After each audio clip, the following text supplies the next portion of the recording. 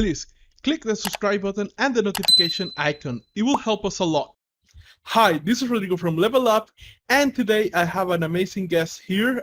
He's a friend from one of my entrepreneurial groups, and he's a guy who I consider like a damn good expert when it comes to SEO.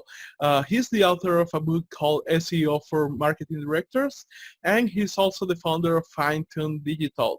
He's been doing this for many, many years, and he has a lot of experience. He recently posted something on Facebook about how people come to him telling him that he's so lucky that he has this life that he's able to live, pretty much working whatever he wants and all that, but how they don't see as well the challenges that come through it, the moments of desperation that we go through.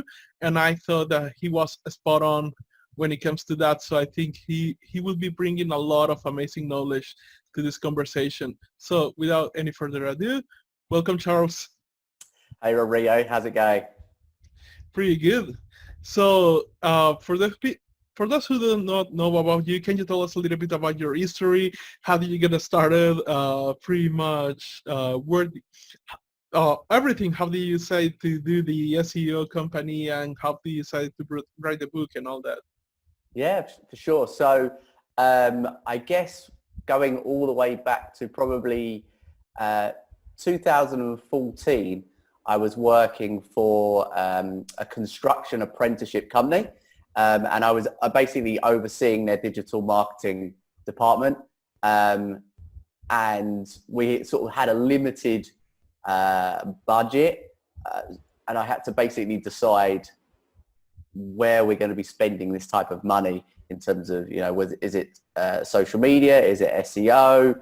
At the time, we were also building I was working with a web design company to rebuild their website. And I almost fell into the SEO as such, because we've just launched this brand new website, and I was like, okay, we now need to promote it. Where do I start? And I obviously started researching, and one of the areas which I'd already hired a social media agency, so my budget was at zero. So fundamentally, I had to start learning. I started learning SEO myself, and fundamentally through trial and error from Google, researching on various different blogs. There was Whiteboard Friday back in the day by Moz.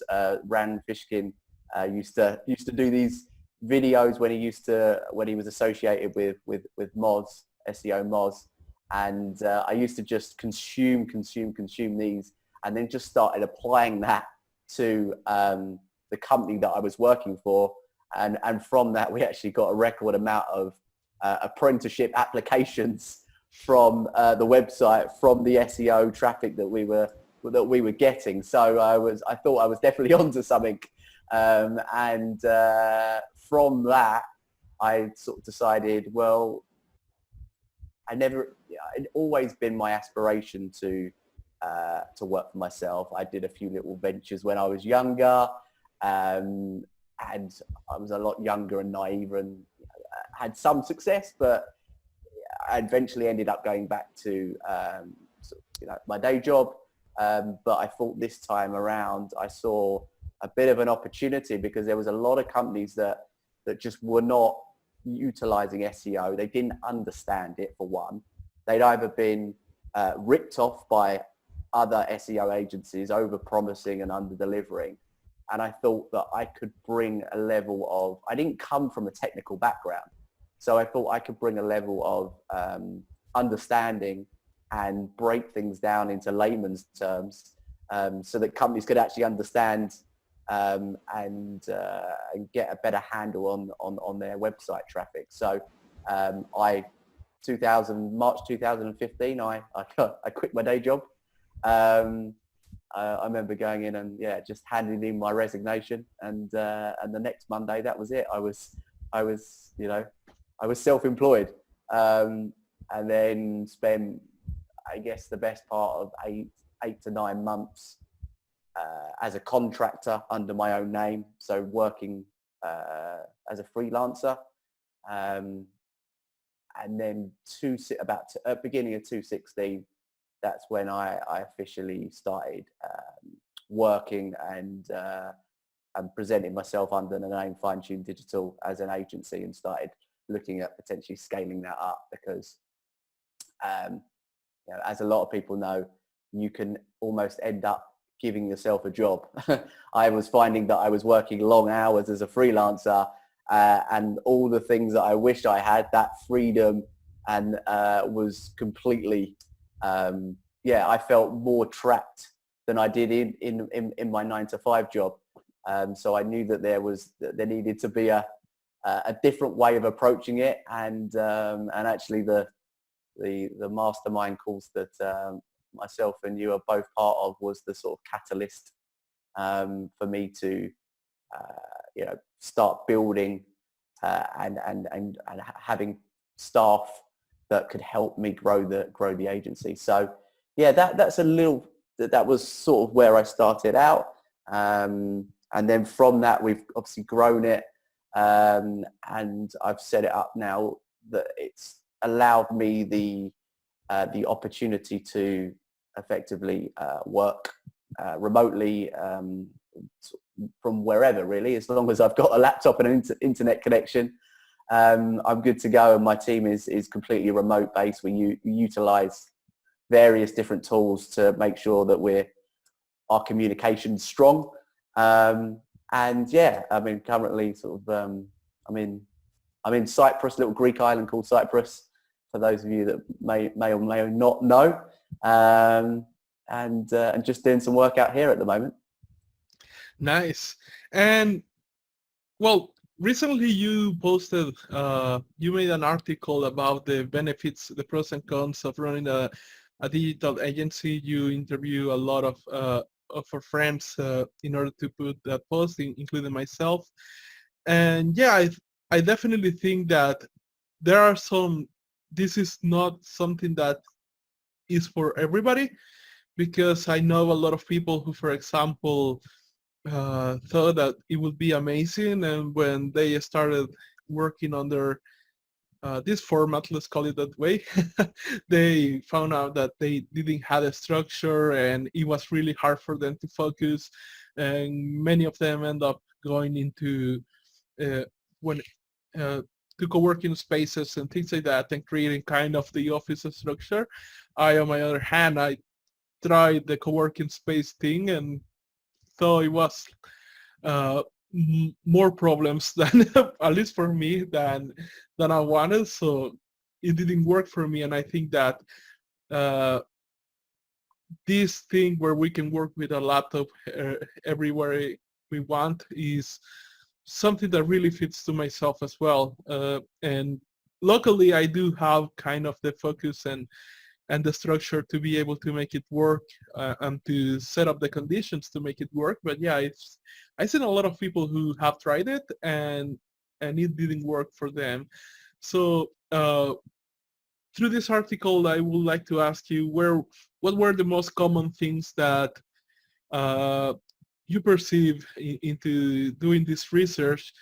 So let's say people can try to think of maybe clues about seeing in themselves if this is something that it is for them, or maybe it is not for them, so that we may be able to save them some time.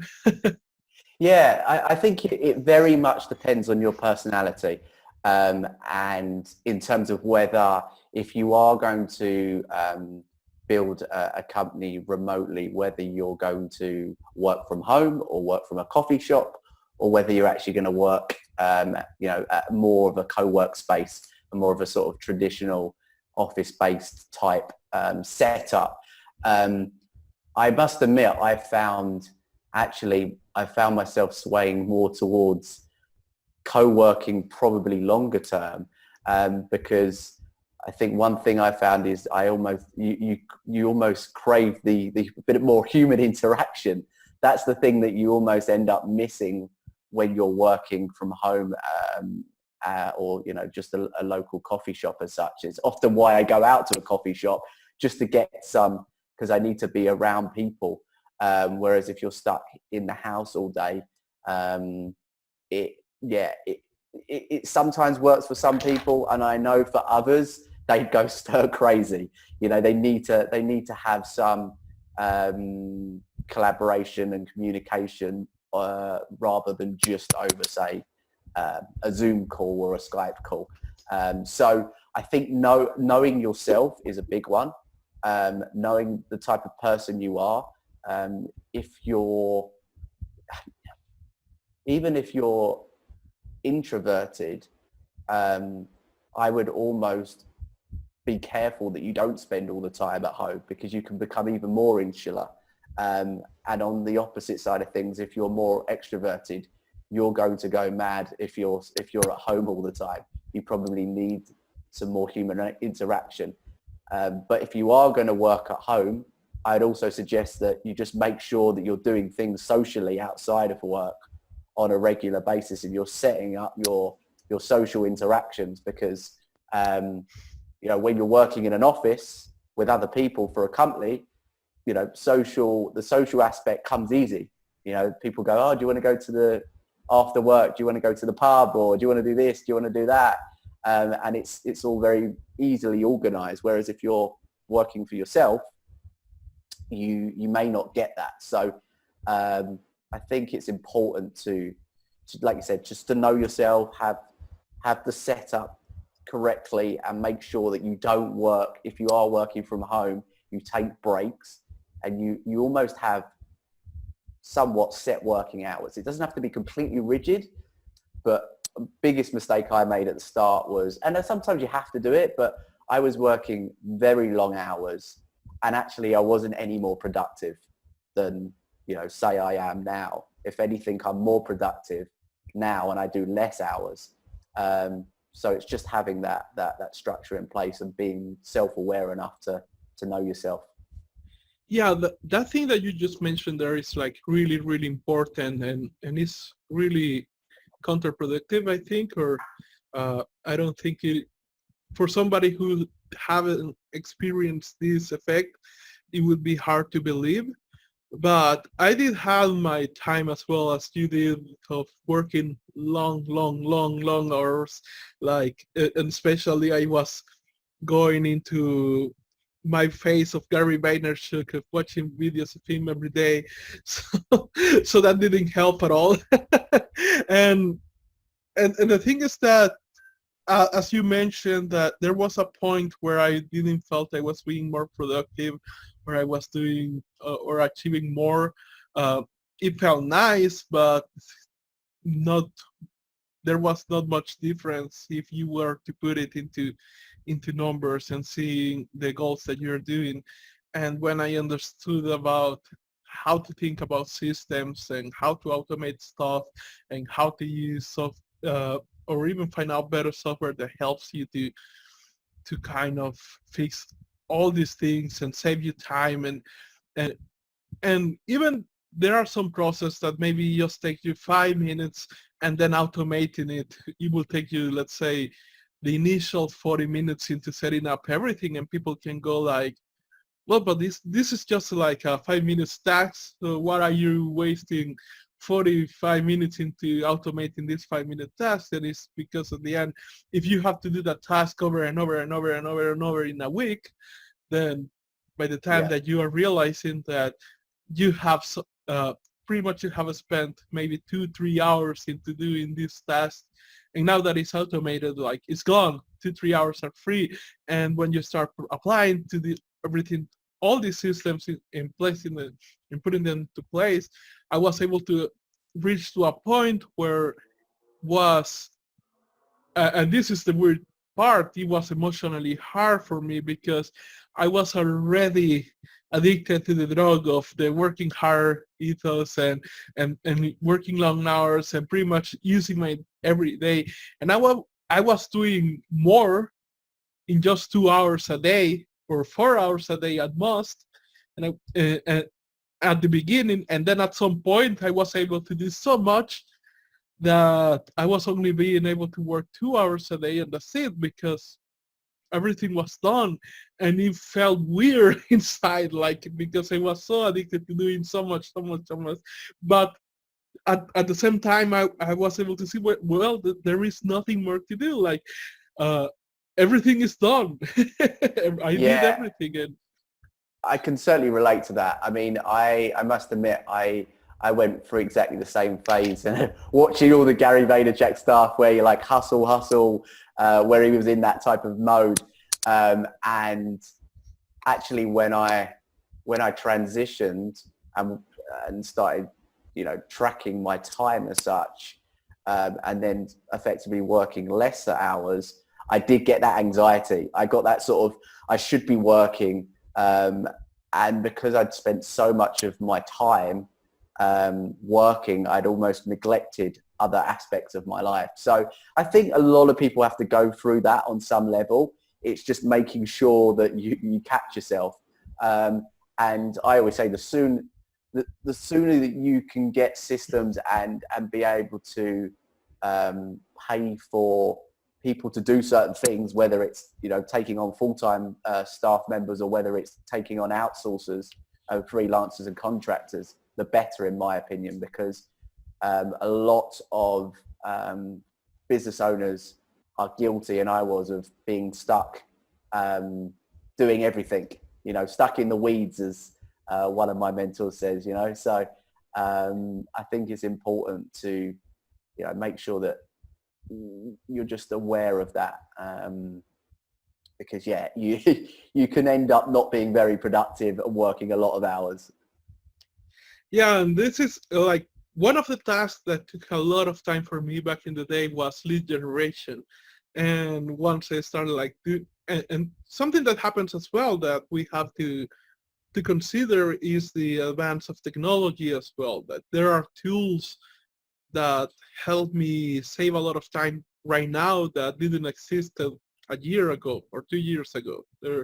And as time advances and new tools keep coming in, there are new solutions to things that didn't have solution maybe a couple of years ago. And so, for example, when in lead generation, when I started in the mastermind back in 2012, I remember spending 8 to 12 hours a day into finding 100 leads that were kind of qualified, or at least what were qualified for what was the standard back then, like trying to find out on Yeah, your own if the email worked, and finding that email in many places to make sure that that email was the one that the guy was using, or trying to figure things out.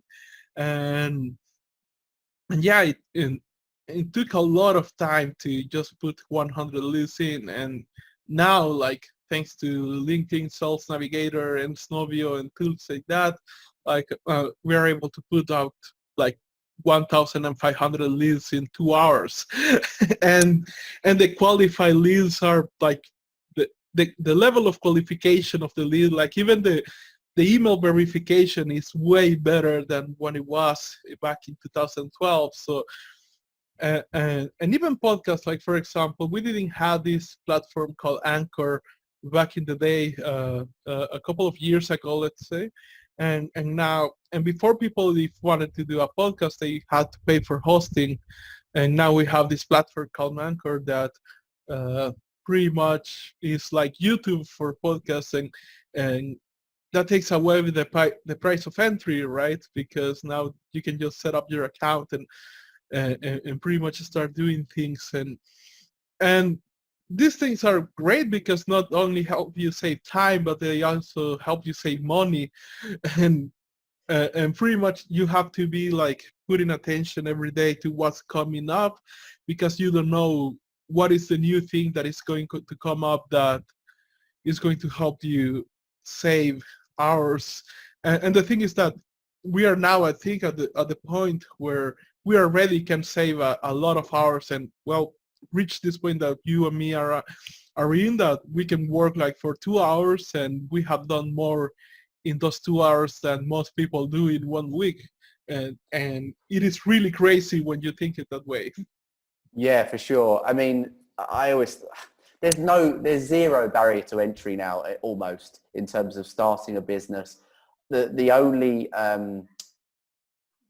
difference between those who make it and those who don't make it, in all honesty, is consistency and you know, and doing the work. As much as obviously we can reduce our hours down eventually, at some point, you know, when you're starting, you've just got to put in the work. There's all the tools available to you now. Like if you want to start a podcast, you know, it doesn't cost that much. Like you said, you use something like Anchor, you can then share it across multiple different platforms. YouTube, like the cost of equipment, you know, in terms of see that microphone in front of you, you've got that may have cost you thousands and thousands, like even maybe, you know, 5-10 years ago. Now you can set up your own podcasting studio from you know, for the comfort of your own home, whereas before you needed to rent out a studio. So yeah, there is zero. I always say there is real zero barrier to entry now. It's just a case of being willing to do the work, to turn up and be consistent. And eventually, you know, you'll get to where you want to get to. But yeah, it's a great time. Like if you're not, if you're not able to make it a success, a business is a success now, then, you know, it may not be for you, because we've got no excuses. Yes, not every business is going to be hugely successful, but there should be no excuse not to do the work now. Because we've got we've got everything at our fingertips, really, which is great. Yeah, definitely. Something that one of the main reasons I wanted to talk to you about is because of what you do, SEO, which is, well, you probably have seen already many people like this in the entrepreneurial world, like people who enters entrepreneurship because they think they will get to this point where they can relax and can do nothing and don't learn anything new anymore. And pretty much like, oh yeah, thing is running and it's going to keep running, and I don't have to worry anymore and can just relax and things like that. And something that we have talked in this podcast before is that those people usually fail because they fail to realize that going into business is looking for problems. Like you get paid to solve problems, and every client has a problem that you have to solve, and obviously things change again with technology. So for example, what you just say, like it would have cost me hundreds of thousands or even thousands of dollars a month to set up in a studio, and now like the whole set costs $200. I used to pay for a place where it was more quiet, $600 a month, so I could do the recordings there. And now, thanks to an application called Crisp that eliminates all the background noise, that I interviewed even the guy who created it in this podcast before, and thanks to that, like, and I got even I was able to get the promotion of AppSumo, so I just paid $50 and pretty much have a lifetime license for this. So now that I can block all the background noise, like I just stopped paying that guy the $600 a month, so I could set up a studio in my house. But from my perspective, that's great. From the perspective of the guy who was renting the studio, that's bad news. Like that's shitty news. That $600 that he's not going to be getting. And as more people find out more about this app and other solutions that they can place in, that was going to mean less business for him when it comes to setting that place, let's say, for recording purposes. And this is something that happens in SEO, that is probably the SEO has one of these barriers of entry, which is that it's constantly changing. And at least every year there is at least one big change that pretty much fucks up with everybody's plans and everybody's strategies. And we have to, and pretty much people have to learn everything again from zero, because the thing that was helping you the most, now maybe it is forbidden. And I remember back in the day where SEO was getting started, like the trick that people were using was to put out a lot of tags, a shit ton of tags into their Yeah. posts, and then Google say like, oh, that doesn't matter, and pretty much people were destroyed. And then they were doing the strategies of backlinks, and then Google came with an algorithm to make sure that your post was actually a great read, and they were able to develop this algorithm to differentiate what was a good post and what was a bad post, and based on that, pretty much help you out with SEO. And now the only solution, what like all the tricks, all the gimmicks to boost your SEO went away, and now you had to become a great content creator, and that was the only way to help it. And so these things keep happening, and I'm sure you have to find that yourself in this situation. So I wanted to see what was your experience and what is your attitude towards this environment constantly changing. Yeah, look, I think it's just realizing that it's going to change, and it always will change. And I think in all of the online space, like even if you're in social media, there's always a Facebook algorithm change, or someone you can't do certain ads because they've now put restrictions on certain industries. I think you've just got to be aware of that. I mean, the way that I approach SEO fundamentally is if you forget about the short-term quick wins and all these hacks, and you focus on the long-term strategy of what Google actually wants, you'll be absolutely fine. I think where people try and shortcut things. So there'll be this new thing, and it might save them a bit of time, but long term, it's not going to help them grow a sustainable business and brand. So I'm always looking at the longer term play as well. And yeah, it's just, I'm almost used to it now. There's so many, there's always going to be an algorithm change. There's always going to be an update. I've seen it all in terms of, sites that have dropped off, and I've wondered why they dropped off, and then they've come back. And as long as you are somewhat playing by the rules, and you're not building out thousands of spammy links, you're probably going to be okay. It's where you try and shortcut the process, and that's where you're in danger. You're always risking basically a penalty, or your traffic's going to drop off a cliff, which is never good. And I just don't think it's worth it. So yeah, you've just got to have an open mind. I think going back to what you said, the fact that technology is moving so fast and is becoming so much cheaper means there's a far greater amount of competitors that are entering the marketplace every year. So you can't ever rest on your laurels. You can't just, sit back and be like, okay, I'm done now. I've done this much work. I can stop. I think, there's the saying of if you're not going forwards, and you're just staying the same, you're really going backwards. You can't just stay. You have to constantly keep looking at how you can improve your product, how you can improve your service, utilizing the technology available, because there's more and more in any industry. There's just more and more competitors, and then there's softwares that are you have to be aware of what's being developed as well, because like you said with the guy that you rented the office from, a new software comes about and now he's $600 out of pocket every month. So it's you've just got to be aware of the marketplace, I think. But on the flip side, it creates so many countless opportunities. You've just got to be aware of that and capitalize on it, I guess. Yeah, definitely. And what would be the importance of SEO, or for this?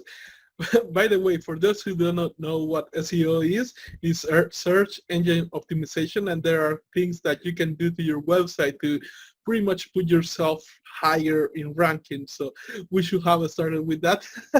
but but when it comes to the practices of SEO, like first, why do you think it is important to put it in place in your business, or whatever you are a freelancer, doing whatever, if you have a website? And second, when it comes to times, what people should expect about it? Because as you say, some people are trying to shortcut things and trying to do things that probably are going to get them penalized and and go down in rankings a lot. So uh, what will be, let's say, a natural timeline that if somebody starts SEO right now, until when they can start seeing results and things like that? Yeah, I mean, I think the main benefit and the powerful thing about SEO and why it's so valuable and why companies should utilize it is because it's one of the only forms of advertising where you're grabbing people's attention when they're actively searching for products and services that you deliver. So every other form, a lot of other forms of marketing, you're disrupting someone's attention. Whereas with SEO, they're actively looking, and they may not be quite ready to buy yet, but they are actively either looking for a product or service or researching a product or service. And if your company can show up on the first page of Google for certain keywords, it's a lot easier sell on some level. Not to mention that the fact that with paid advertising, you're having to spend as soon as you can put an advert out, and yes, you can get an ROI and a return on your investment, but as soon as you turn those ads off, there's no traffic, or there's no engagement and there's no inquiries. With SEO, if you do activity, you could be doing activity and building out your campaign in the first 3 months, and that could have an impact in 12, 18 months down the line, and it's free traffic. So it takes time to build up your campaign and get, lots of organic traffic to your website. But once you do, it's almost a snowball effect. It's a compounding effect of a number of different activities which lead to, free traffic. And it means that you're not then having to pay for paid ads. Not to say that paid ads aren't good, but it should be I always say SEO should be a core foundation of your marketing strategy if you can, because who doesn't like free eyeballs on your website? People, it's free traffic at the end of the day. So yes, there is an investment involved, even if you do it yourself. It's either your time or you've got content writing. There's tools and things that potentially you need to invest in. But once you get it working for you, it's a really powerful marketing tactic. I mean, I'm probably biased, but in my opinion, I know, lots every year someone comes up with articles, whether they're clickbaity articles to say, oh, SEO is dead. It doesn't, it's not an effective tactic anymore. And I could give you countless companies. We work with one company at the moment, a huge company, and their main lead generation, the thing that drives the most leads to their business and the most traffic to their website is from SEO, is from Google. So it's still a powerful thing. As long as people are searching on Google every day, it still will be. And onto your question about how long would you expect to see results? It really depends. It depends on how much activity you're doing, for one. It also depends on how competitive your market is, how many other companies within your niche are doing SEO, because obviously the more competitors that are out there, the harder it is to get to, to start ranking your keywords, the keywords that you want to go after on that first page of Google. But as a rule of thumb, if you're doing the right types of activities, you're going to see an increase in traffic within the first 6 to 12 months. Could be quicker. You may see a spike within the first. I've seen increases within a month or two. I've seen huge ranking improvements almost overnight from a few tweaks and changes. So it's a really difficult one to answer, and I know no one ever, everyone. I always know that people will probably go, "Oh, okay," roll their eyes and be like, "There needs to be, can you give us an answer?" And my answer is it really does depend on your current situation and who you're up against. But yeah, a rule of thumb is usually 6 to 12 months is you're going to see a solid increase in traffic. Nice. Yeah, I do think that SEO should be one of these things that at least you should dedicate some minimum of attention every week, even if it is not your main strategy at the moment, because it's going to compound, as you said,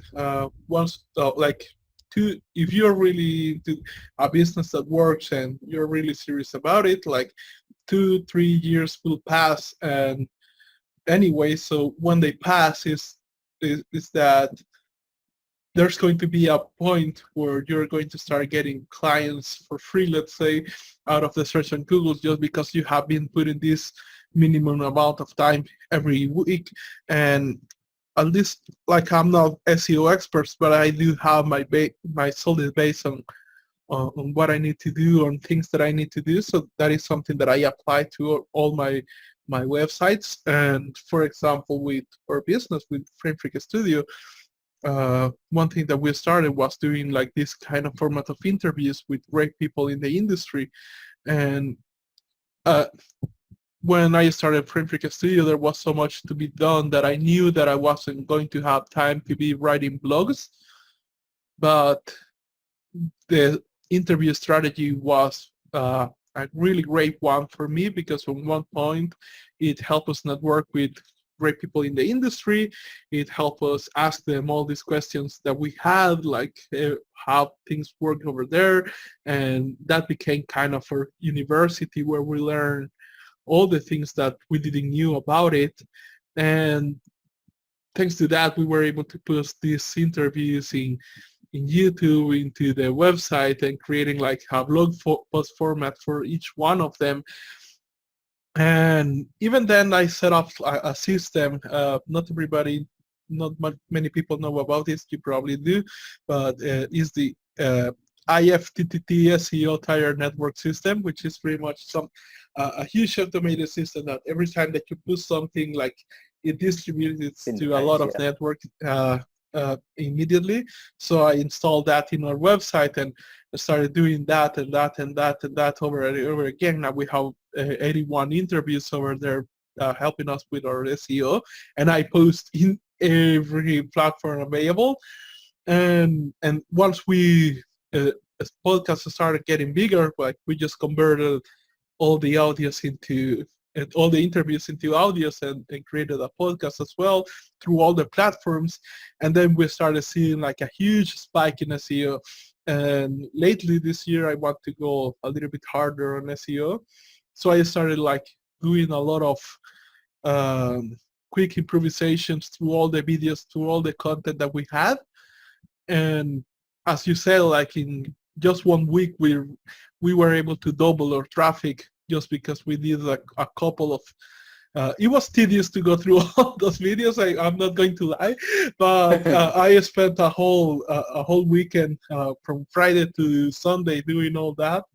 But once it was done, it just took a week, and then we doubled our traffic, just because we improved in the descriptions, we used certain keywords, things like that.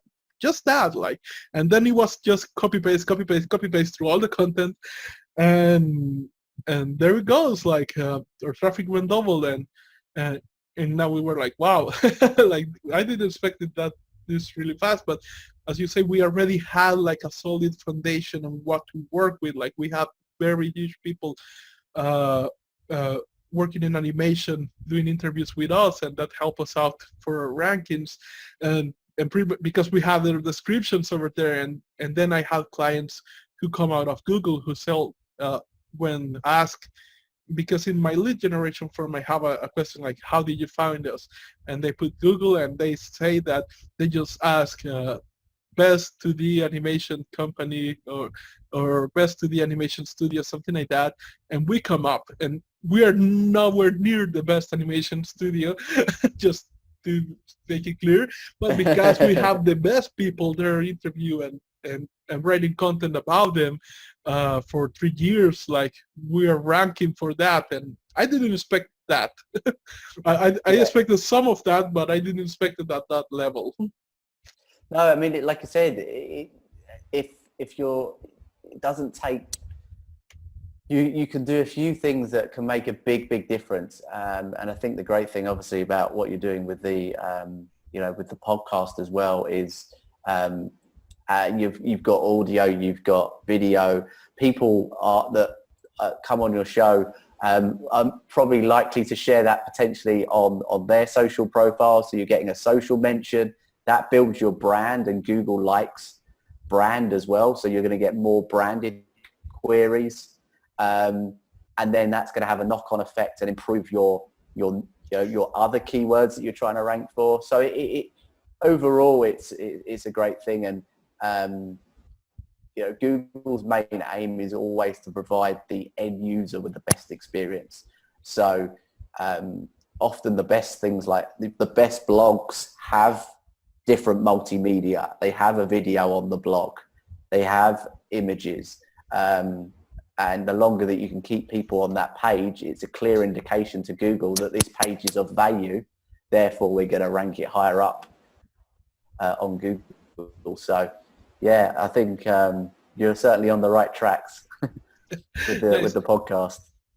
And can you talk to us about a little bit about your book?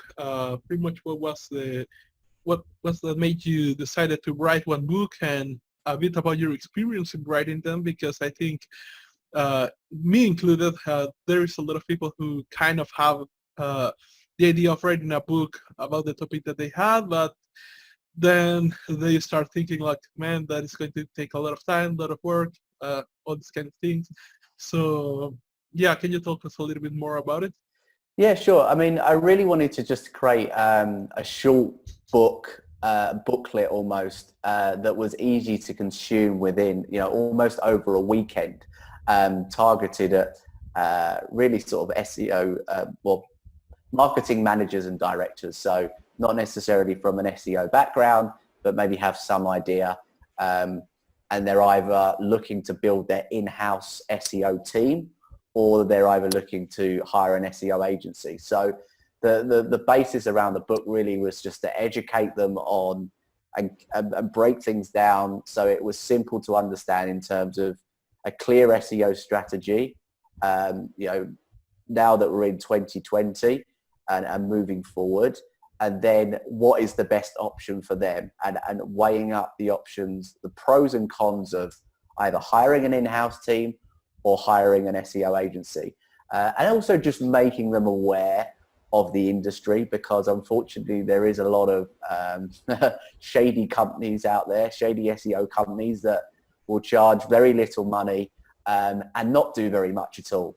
And I wanted to I didn't want to throw any agencies under the bus and mention any names, but I just wanted to let them know that I wanted to break down certain questions that they may want to ask when you're hiring an SEO agency, or what to consider, and just bring it all into one book that effectively could be read over a weekend, because these marketing managers and directors, they're busy people, and I didn't want to write this huge monster book. I certainly didn't want to write a huge monster book either that was going to that they weren't going to ever read.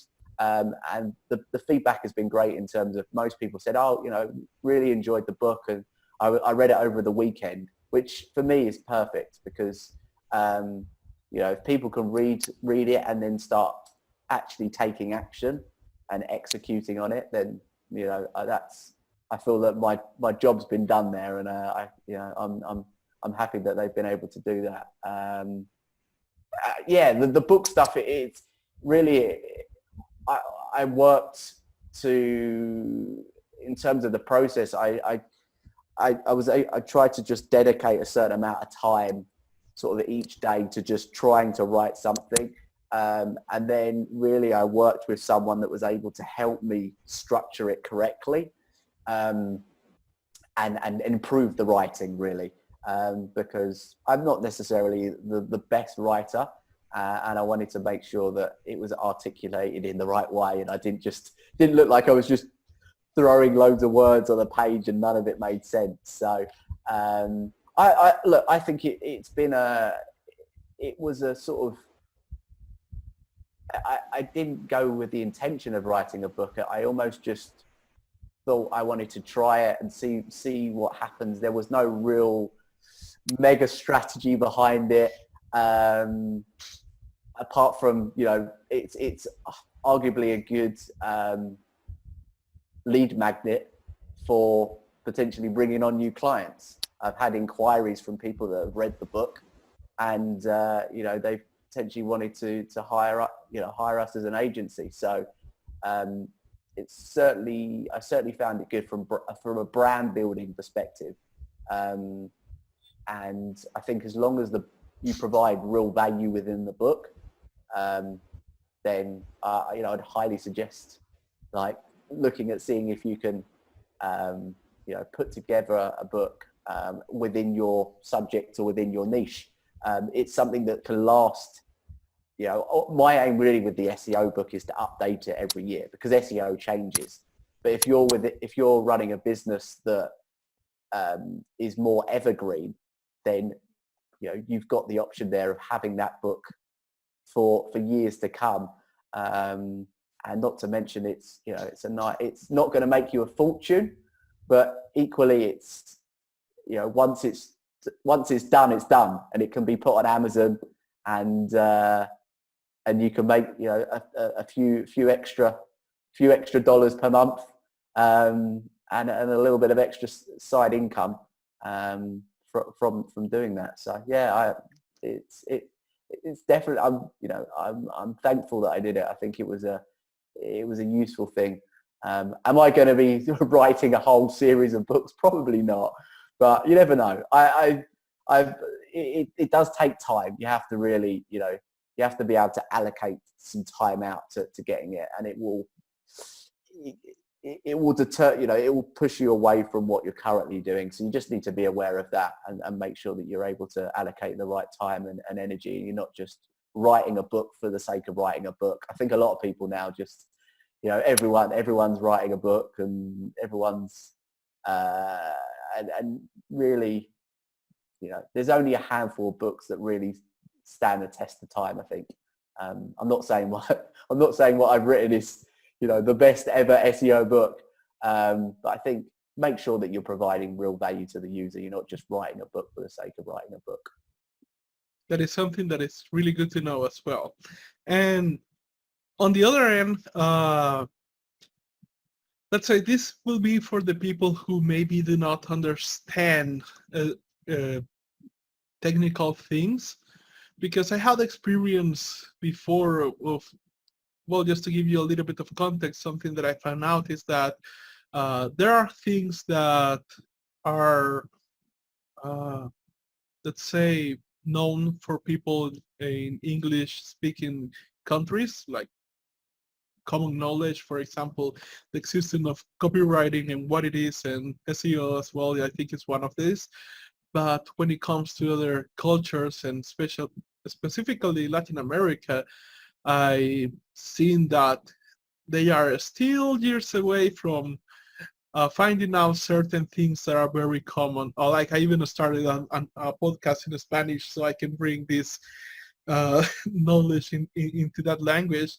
But SEO, I discovered that was one of them. And like for example, I think if we think in my country, there's probably 7 people who, including myself, who know about SEO and how to do it good.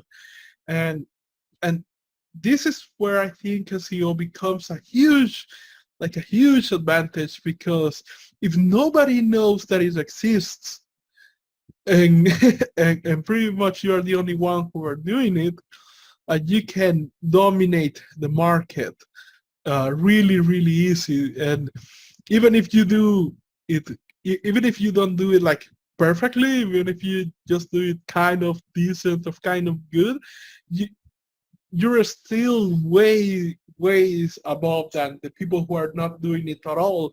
And I found something over the years that I didn't thought, to be honest, was like the animation industry. I ended up figuring out that these people are really focused on creativity and creating things, and there are a lot of things that are very common when it comes to the entrepreneurship environment or the tech environment, that if you go and take a look into the animation industry, you'll find out like, man, these guys are like really behind when it comes to normal business practices or strategies or all these kind of things. And so, for example, when I started my podcast, I realized that there was only like 3 podcasts at the time, and mine was one of them, and I was interviewing the big people, so that was one of the advantage. Now there are more podcasts today, but still there is not much. There is like less than 20 that matter, and and when you have been one of the first and doing a lot of good, right, and when you apply the knowledge of SEO to podcasts as well, like that gives you a lot of power, and to YouTube as well.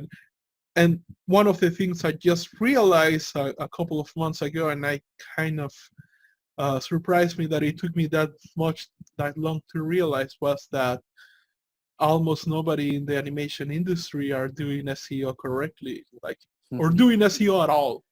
Yeah, well, that's what we work with a large global international company, and so they have websites in multiple different languages, and we always find that the non-English speaking websites that they've got, we work on a few. We work on even some like French, German, Spanish. They are always easier to rank their web pages. They always, we can literally produce a well-optimized web page and rank it within a week or 2 on the first page, no problem. And obviously, they are a larger company, so sometimes it can be easier because they have lots of links pointing to them, so they already have a lot of authority within Google. But I've seen it happen countless of times. I've someone that we personally both know, actually. I was advising him. We created basically an article in Swedish, and was able to rank that really well. And effectively, it's an affiliate article, so he's making a return on that every single month, and he still continues to make a return on that. And it didn't take a huge amount of work. Yes, it's a very good article. But equally, he's not done anything necessary to it since, and it still continues to be at the top of the pile of on that first page of Google. So yeah, to your point, there is huge opportunities with the non-English speaking sites, as long as obviously Google is their main search engine. There's certain countries obviously where Google isn't, but the majority of the world, Google is still the number 1 search engine. So for any business out there that is certainly if they're not from not English speaking country, I'd certainly start doing some research on SEO, because it could transform your business, that's for sure. Yeah, definitely. And even if it is an English speaking country, like, I think one of the things that I will advise is not do what I did and try to go really hard into finding out if your competitors are doing SEO. Because right now, the reason why I found out was because recently I got into this directory called Clutch SEO, Yeah, another one, and yeah. yeah, so pretty much I started preparing all these things uh, to list my business there, and I had like this directory of all my competitors right there, and I thought, oh, this is a very interesting opportunity. So I started going through all of them, and there is just a couple, like 3 of them that I found out that are really in SEO, really, really good, and I honestly thought there were more. Like, and that's one of the reasons I didn't went hard on it for a long time. I just was doing the good enough kind of SEO, and I thought like, shit, like what the fuck? Like, I'm missing a huge opportunity here. Like if I go hard into SEO for a whole full year, uh, I'm gonna be top of Google. I can be top of Google really easily, and now like I'm kind of going full in into learning all these things, and I'm going to start again putting time separately into writing articles again, and doing the pillar pages and corner store content and all these kind of things, but which I haven't done. But now I see like if I do this thing right, like I can be top of Google by the end of the year really easily because nobody in my industry is doing it. And yeah, it's just so that is something that I will say, like go to clutch.co, look for whatever industry you're in, start looking at your competitors and see if they are doing SEO, because you'll be amazed how many industries are out there who are not doing very I don't know, basic things, a basic strategy for the long term. And if you're the one, or even if they are on just 10 people doing it, let's say for United States, like huge country with a lot of businesses over there, but if you're one of the 10 who are doing it really, really good, like it's going to be really good for your business, and it's not going to take you a long time. Yeah, I mean, also with SEO, a lot of companies have done some form of SEO, but they're not consistent with it. So, Google still loves fresh content. And if you're putting out regular content as well, as well as the other elements of the strategy, from making sure you're targeting the right keywords to making sure you're building backlinks to your website, and making sure the user experience of the website is good. Putting out regular content consistently week after week is going to make a huge difference, and it's going to have a big compounding effect. Obviously, it's not putting out content just for the sake of putting out content. You still need to make sure that it's quality, and sometimes less is more. But equally, I think a lot of people do some SEO activity and they stop, and then they will get some traction, but eventually their competitors catch up to them, and then their organic traffic starts to decline. So if you can stay the course and consistently do activity, week after week, month after month, year after year, eventually you're really going to see a big compounding effect. And also it means that your competitors are going to struggle to catch up, because you've built so much authority within Google that, like, for your competitor to even get anywhere near you is going to be difficult. And they may even just, they may even give up on that, on trying to get to where you are, because you've just put in so much work. Consistency and regular activity is so fundamental for SEO. It's like running a business at the end of the day. Business, you have to be consistent. You have to show up. You have to do the work, and SEO is no different. In order to get the right results. Definitely. Also, to be closing this interview, is there any last advice that you would like to give that we haven't talked into this interview yet? Even if it is more from a philosophy side, like in the post where you were talking about the hardships, or if it is more a strategy side when it comes to business or SEO or whatever, it's up to you. Yeah, I mean, the biggest thing I've learned is that if you know where you want to go, and don't second guess yourself, and have the belief that you're going to get to where you want to get to. It's not going to be easy. I've had many setbacks over the last 5 years, ups and downs. It's not all plain sailing, as I'm sure you know, Rodrigo. Like there's always going to be times where things are going to go to shit, and you're going to have to figure stuff out, and you're not always going to feel confident in your ability. But as long as you stay focused and you really believe you're going to get there and you put in the work, I generally believe you're going to get to where you want to get to. I'm beyond where I thought I was. I just almost, for me, I just wanted enough to, just to get by. And now I'm far beyond where I thought I would be. And the thing that you thought was a dream turns into, a reality. So I think people also don't realize the amount of work involved in building a business. I think there's this, we see it with things, with social media and Instagram. You always see this sort of, glitz and glamour, or what you think is the end result. And reality of building a business is nothing like that. It takes a lot of work and discipline, just putting in that time, and try not to second guess yourself as well, because I'd rather take imperfect action than procrastinate and not do anything. I think I've done, I've made that mistake in the past, and now if I think that I'm going to do something, I go and do it. It may not always be the right direction, but at least it's moving me in some sort of direction. And I know that, eventually it will get me to where I want to. So I guess those are my sort of words of